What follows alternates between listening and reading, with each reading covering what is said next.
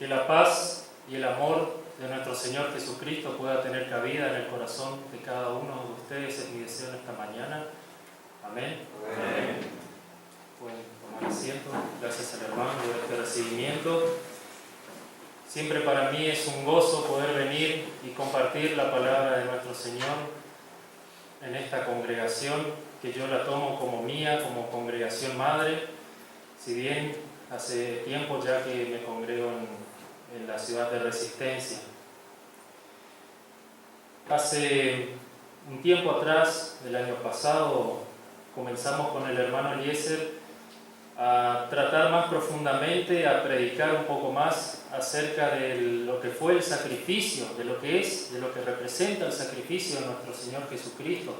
Comprenderlo y predicarlo, creemos que es algo menester en estos momentos donde hay tantos problemas, tanta disolución, donde creemos que nosotros mismos podemos ser salvos por mérito propio. Y debemos comprender que esto no es así. Y la manera en la que yo empecé a estudiar la palabra de Dios y a comprender este sacrificio fue comprender los sacrificios en el Antiguo Testamento. Por eso el título que le puse a esta prédica para esta mañana es Leprosos Espirituales. Para eso quiero que me acompañen Levítico capítulo 13. No les voy a leer todo porque es muy pesado para leerlo, y les invito a todos ustedes que lo lean en sus casas o me pueden ir acompañando mientras les voy hablando. La lepra la podemos comparar con lo que es el ébola. Es una enfermedad que hace un tiempo atrás, del año pasado, antepasado, tuvo un resurgimiento en el continente africano, donde hubo gran temor en todo el mundo porque es una enfermedad incontrolable, se va transmitiendo mediante el contacto directo de persona a persona, y tuvo en jaque a las mayores potencias del mundo, donde se hicieron diferentes modos, diferentes métodos de contingencia para que el ébola no se expanda. Si bien de a poco se fue controlando, pero fue algo que le tuvo verdadero temor a todas las potencias. La lepra hace 3.000 o 4.000 años atrás no se conocían ni siquiera sus causas, mucho menos la cura para esta enfermedad. Se creía que tenía que ver en relación al pecado, que esto surgía mediante el cuerpo pecaminoso, se contaminaba y así surgía la lepra. Y en la India se supo mediante la datación por medio del carbono 14, se supo que encontraron una casa en la India la cual contenía un cuerpo, unos huesos de hace 2.500 años que tenía lepra este cuerpo. Levítico 13 y Levítico 14 nos hablan sobre lo mismo, nos hablan sobre esta lepra, pero Levítico 13 es un plan de contingencia cuando ocurría un brote de lepra dentro del pueblo de Dios. Entonces, si se presentaba una persona leprosa o un grupo de personas leprosas, se presentaban esta persona frente al sacerdote, y el sacerdote iba a las Sagradas Escrituras o a los rollos y sabía qué tenía que hacer. Por ejemplo, se presentaba esta persona y veía que tenía los rasgos de la lepra, entonces el sacerdote sabía qué tenía que hacer, iba y miraba y decía, bueno, tal cosa tengo que hacer. Les invito a leer Levítico 13, el versículo 45, dice: y el leproso, en quien hubiere llaga, llevará vestidos rasgados y su cabeza descubierta, y embozado pregonará inmundo. Otra versión, la Biblia textual, nos dice desde este mismo versículo: los vestidos del leproso que tenga la llaga estarán rasgados y su cabeza desgreñada, es decir, despeinado, se tapará hasta el bigote y pregonará impuro. Es decir, la persona tenía que estar con una especie de luto, como si su cuerpo estuviese muerto en vida, podemos decir. Entonces Levítico 13 nos muestra este plan de contingencia en cuanto a las instrucciones acerca de la pureza física y espiritual en relación a Dios y a su tabernáculo. Recordemos, hay algunos ejemplos dentro de la Sagrada Escritura acerca de personas leprosas que fueron limpiadas, como por ejemplo Naamán, el jefe del ejército sirio, limpiado por Eliseo en 2 Reyes capítulo 5, no lo vamos a leer, solamente lo voy a nombrar. En 1924, el presidente Marcelo Torcuato de Alvear dispuso en la isla del Cerrito, acá en la provincia del Chaco, dispuso la creación de una colonia regional de leprosos. En ese lugar se iban a poner las personas que tuviesen esta enfermedad, la estuviesen padeciendo o tuviesen también así como los rasgos de la lepra. Y esto se pondrían ahí a las personas, se ubicarían en ese lugar a las personas provenientes de Corrientes, de Resistencia, de Corrientes de Chaco y de Formosa también. Pero lo que ocurre es que hubo una resistencia por parte de los pobladores y de los políticos de esa zona, porque, como ustedes conocen, la villa de Paso de la Patria, que está justamente enfrente de la provincia del Chaco, ahí en Corrientes, ellos creían que acabaría con el potencial turístico. Si bien ahora es una potencia turística en esa zona, ya en 1920 ya era un lugar donde ya era para veranear. Y en 1928 ya comenzaron las obras, es decir, no se le hizo caso a las personas, a los pobladores, e igual se llevaron a cabo. Este lugar se llamó la Colonia y Hospital Maximiliano Averasturi, considerado el primer centro modelo en el país para el tratamiento de enfermos de la lepra, que duró hasta entrados los años 60. En la década del 60 ya todavía estaba, pero luego fue abandonado porque la lepra ya empezó a considerarse una enfermedad ya casi extinta. Y en el lugar ahí en la isla del Cerrito se instalaron las personas recuperadas, los enfermos recuperados y sus familiares, y hoy no es más que un lugar de pescadores, un pequeño poblado bastante alejado de Resistencia, que se llega por medio de un camino de tierra bastante polvoriento. Y nosotros que tuvimos la oportunidad de visitar ese lugar, cuando estuvimos allí no le di la menor importancia a ese lugar porque no es considerado un lugar, un patrimonio histórico, podemos decir algo histórico dentro de lo que es la Argentina. No es más que un montón de ladrillos, ya no tiene puertas, no tiene techo, no hay nadie, no hay un cartel que diga acá estuvo el primer centro modelo para tratamiento de la lepra en la Argentina. Es un poco triste, la verdad, que cosas importantes como esa, a mí considerar importantes, sean olvidadas tan fácilmente. Acompáñenme ahora en los Evangelios, el Evangelio de Lucas, capítulo 17. Es importante resaltar que solamente Lucas, el médico amado, fue quien relató, fue quien registró esta historia. Lucas 17, desde el versículo 11, dice: yendo Jesús a Jerusalén, pasaba entre Samaria y Galilea.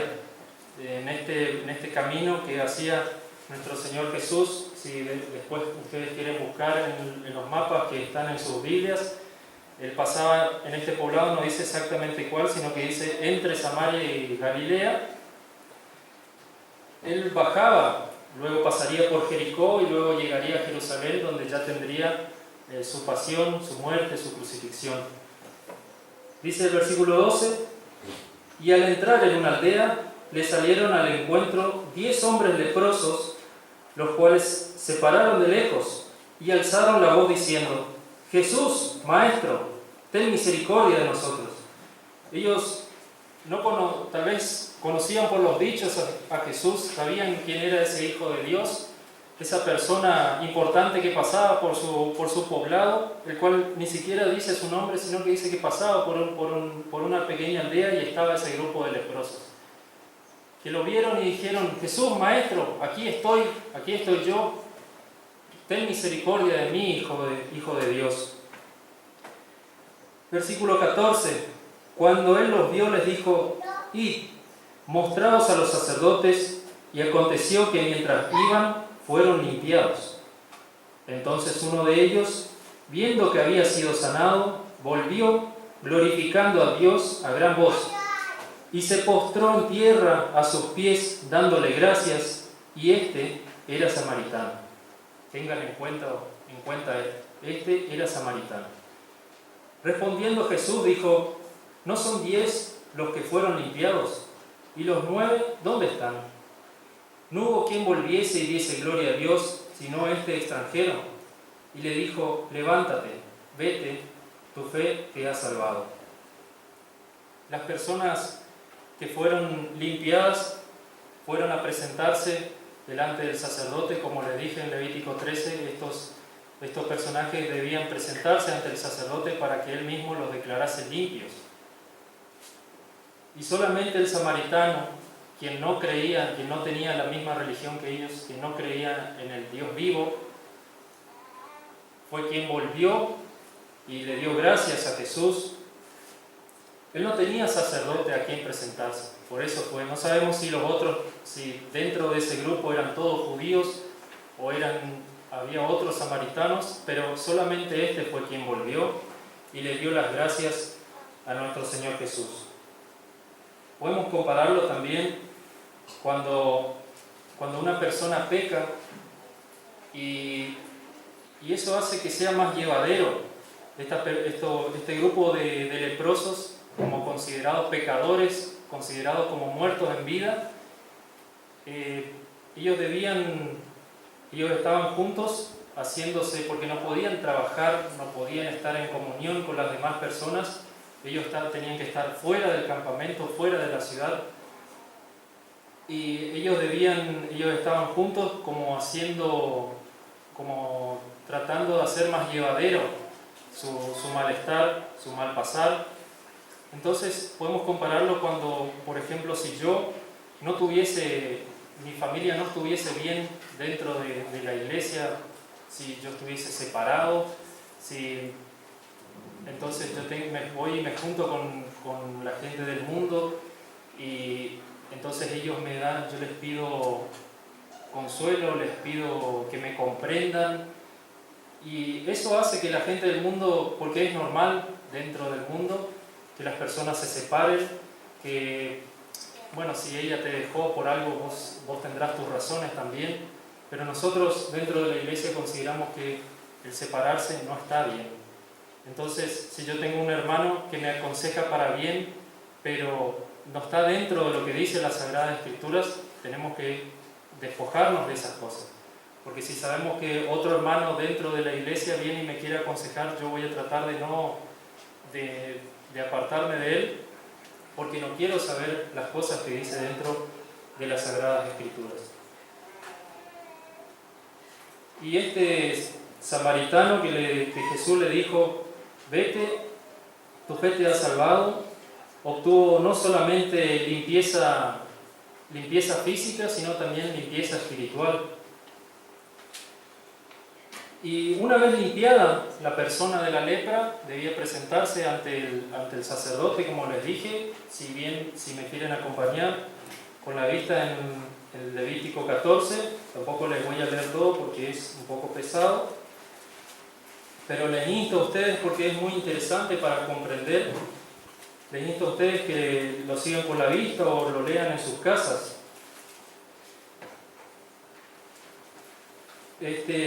Aquí, como le dije en Levítico 13, nos muestra el plan de contingencia para saber qué ocurría si se presentaba una persona leprosa, y Levítico 14 nos muestra qué debía ser una persona luego de ser limpiada.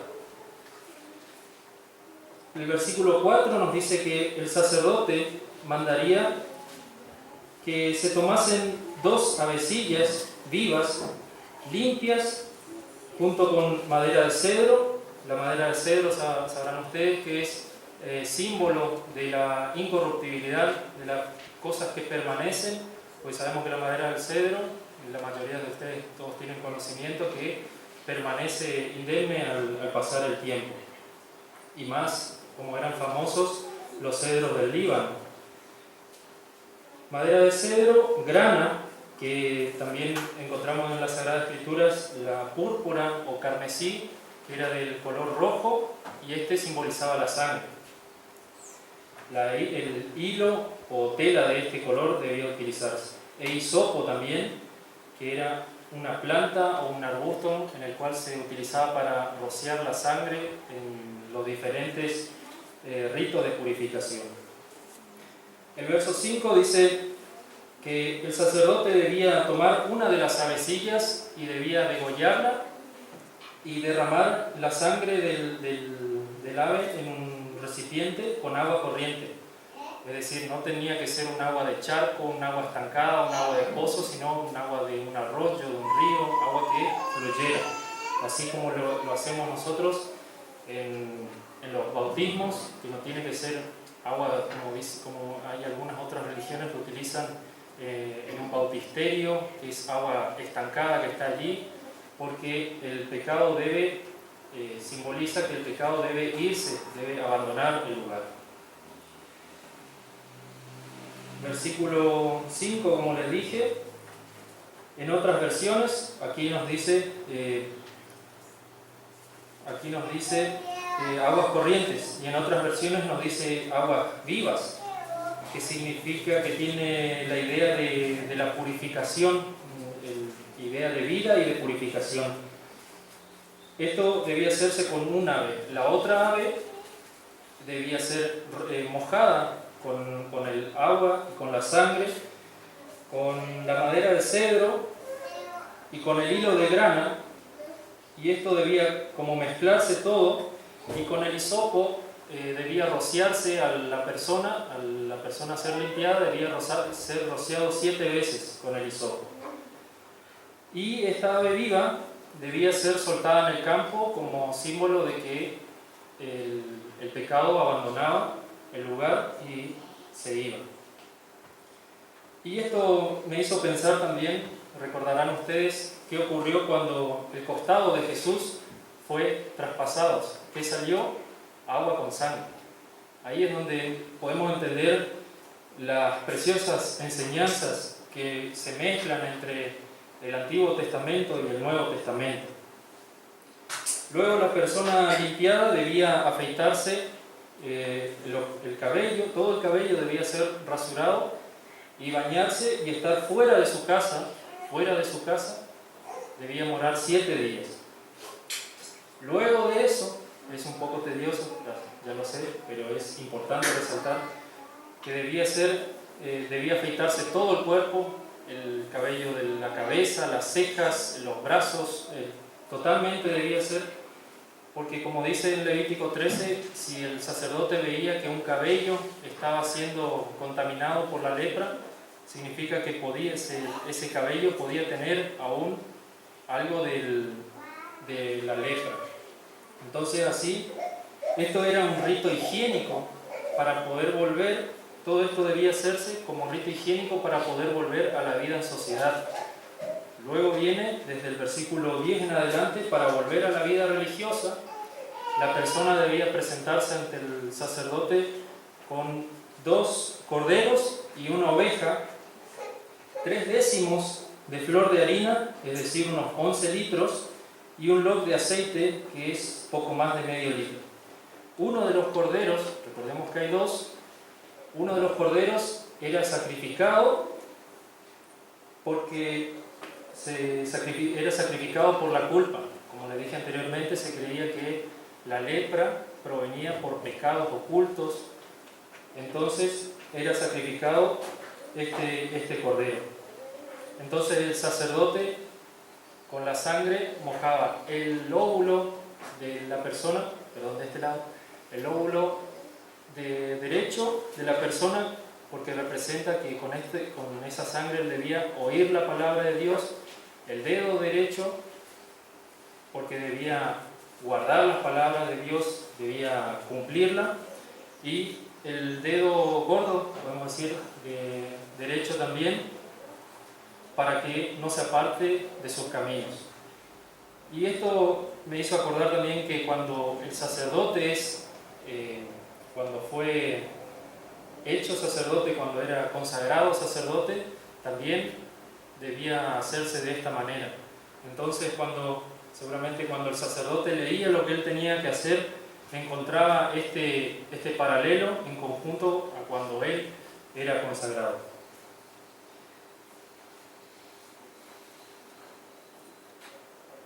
Luego, junto con el aceite, la persona a ser limpiada era salpicada con este aceite, y la oveja era sacrificada por los pecados cometidos durante su enfermedad. El primer cordero era sacrificado por los pecados, por el pecado oculto, y esta oveja por los pecados cometidos durante su enfermedad. Y el segundo cordero era sacrificado en holocausto a Jehová, como en agradecimiento por ser absuelto de esa vida pecaminosa. Y por último, si la persona era muy pobre, se da otra opción. Es decir, Dios quiere que su pueblo, que las personas puedan persistir, y nos da diferentes opciones para poder entrar en comunión con Él. Esto es lo maravilloso de nuestro Señor. Ayer estuve escuchando una prédica que hablaba sobre las diferentes religiones antiguas, donde se creaban estos dioses paganos que eran movidos, que ellos creían que estos dioses eran movidos por su propia voluntad, que mediante caprichos, por ejemplo la diosa Fortuna decía que esta podía estar de buen humor o de mal humor. Entonces, si tenía un día de buen humor, te iba a ir bien; si tenía un día de mal humor, te iba a ir mal. Pero no es así con nuestro Dios. Y para ir finalizando, nosotros recordamos que aquí los niños por ahí pueden hacer ruido, pueden hablar fuerte, pueden llorar, pero ¿cuántos de ustedes, padres, aquellos que son padres, dan gracias a Dios porque son sanos, porque pueden estar aquí junto a ustedes, por más que hagan ruido, por más que sean latosos? Pero recuerdo yo en mi caso particular, cuando era chico, que tenía fiebre reumática, una enfermedad horrenda que te hace doler todos los huesos del cuerpo. No sé si hay una hermana aquí que también puede ser, fiebre reumática. Elber tenía también, sí, una enfermedad espantosa. Y llegada una fecha, comenzabas a volar de fiebre, no te podés levantar, no podés hacer nada, te duele el cuerpo y sos chico y no entendés esas cosas. Y cuántas veces mi madre habrá estado a mi lado las noches en vela, cuidándome, tratando de bajarme la fiebre. Por eso, ¿cuántos de ustedes, padres, dan gracias a Dios de poder tener sus hijos aquí junto a ustedes, sanos y salvos?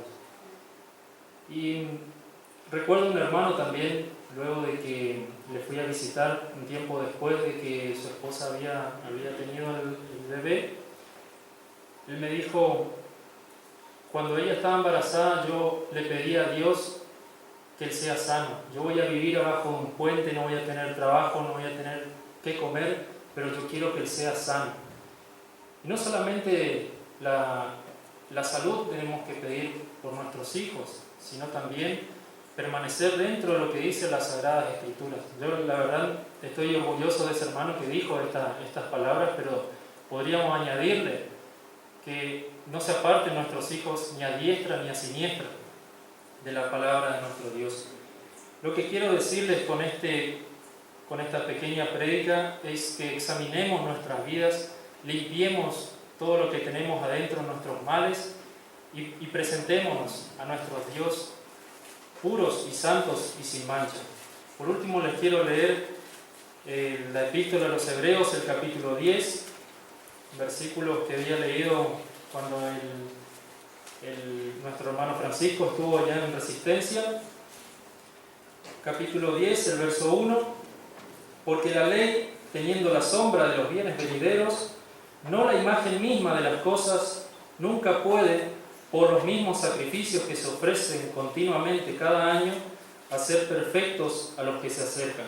Por eso le había explicado lo que se hacía antiguamente en el Antiguo Testamento, porque eran sombras de los bienes venideros. Así vino Jesús y cumplió estas sombras al pie de la letra. Verso 19 en adelante dice: así que, hermanos, teniendo libertad para entrar en el lugar santísimo por la sangre de Jesucristo, por el camino nuevo y vivo que Él nos abrió a través del velo, esto es, de su carne, y teniendo un gran sacerdote sobre la casa de Dios, acerquémonos con corazón sincero, en plena certidumbre de fe, purificados los corazones de mala conciencia y lavados los cuerpos con agua pura, mantengámonos firmes, sin fluctuar, la profesión de nuestra esperanza, porque fiel es el que prometió. Y considerémonos unos a otros para estimularnos al amor y a las buenas obras, no dejando de congregarnos, como algunos tienen por costumbre, sino exhortándonos, y tanto más cuando veis que aquel día se acerca. Esto es lo que tenía para compartirles. Le deseo de todo corazón que el amor de nuestro Dios pueda morar dentro de ustedes. Es mi sincero deseo. Amén. Amén.